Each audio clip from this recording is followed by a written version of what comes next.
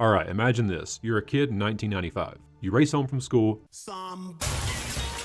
grab a fruit roll-up, and turn on the TV to catch your favorite show, Gargoyles, a dark gothic masterpiece about ancient stone warriors protecting New York City at night. But instead of Goliath soaring across the skyline, you're watching courtroom footage. But this is no typical courtroom footage. This is the O.J. Simpson trial, and it's on every channel. And somehow, that's the moment that gargoyles began to die.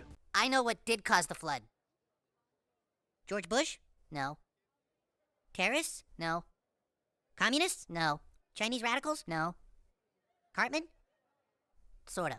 Yup, you heard me right. The cancellation of one of Disney's most brilliant, mature, and downright badass shows, in a roundabout way, can be traced back to O.J. Simpson. Now before we dive into the chaos, let's just take a moment to remember what made gargoyles so special. By day, they were stoned. By night, they lived. Led by the stoic and noble Goliath, these ancient protectors from 994 Scotland were betrayed and cursed to sleep until their castle rose above the clouds. Fast forward 1,000 years, and billionaire David Xanatos, voiced by Jonathan Frakes, who was the cowboy who confronted Johnny and Larry that night? Was the old woman in on it? Could Danny have been hallucinating? But if Dan was hallucinating, who ate house food?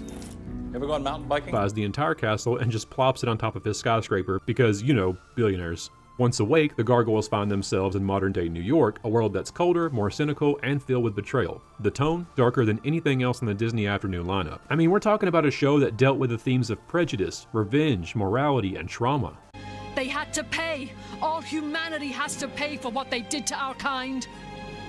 There is good and evil in all of us, human and gargoyle alike.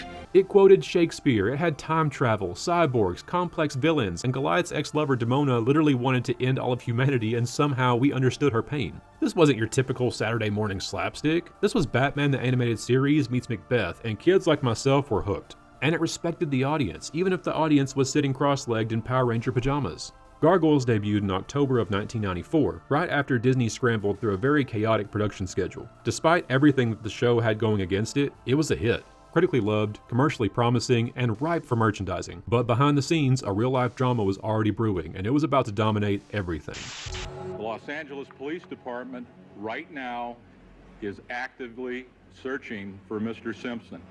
A few months earlier in June, O.J. Simpson was accused of murdering his wife, Nicole Brown Simpson, and her friend, Ronald Goldman. This case became the single biggest media event of the decade. To put it in context, the NBA Finals were literally interrupted so people could watch a white Ford Bronco crawl down a highway at 35 miles an hour. 35 miles an hour isn't even a chase. It's a sad parade. But this wasn't just another news story. It changed television. It gave birth to the 24-hour news cycle. And since Gargoyles aired in syndication, which means that local stations controlled when the episodes aired, those same stations began cutting it off for the trial every single day. Series creator Greg Wiseman even went on to say, quote, "We were constantly being preempted for trial coverage. In any given city, people were missing episodes of Gargoyles and falling out of the habit of watching it." And that right there is a death sentence for a serialized show. If you missed one episode, you were lost. There was no DVR, no streaming, no YouTube highlight reel, nothing. You missed an episode, tough luck. Now, even if Gargoyles could have survived the O.J. Simpson trial, this was a war on two fronts, and it faced a second monster. That other monster? The Mighty Morphin Power Rangers.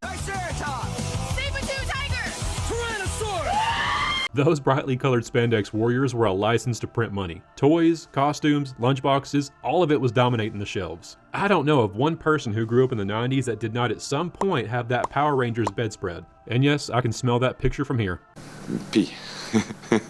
And as Gargoyles kept getting delayed and preempted, kids started to shift their attention towards Power Rangers because, well, at least they were on TV.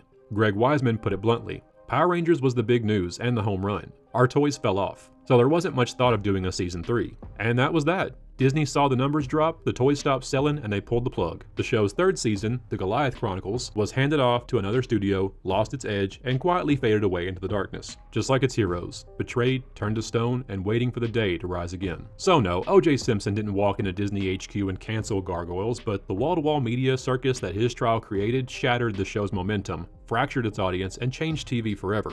And the saddest part? Gargoyles wasn't just another show. It was something smarter. It was a show that trusted kids to handle complexity, to understand tragedy, redemption, and moral gray areas. It didn't spoon-feed or sugarcoat anything. It treated us like adults. In many ways, Gargoyles was ahead of its time, and maybe that's why it couldn't survive its own era. Disney just didn't know what to do with a show that was that dark and intelligent. And in today's world where attention spans are shorter than a TikTok video, well, it's hard to imagine the show coming back. Which truly is a shame, because kids can handle way more than we think, and Gargoyles proved that. But unfortunately, this is a lesson that Hollywood just keeps forgetting.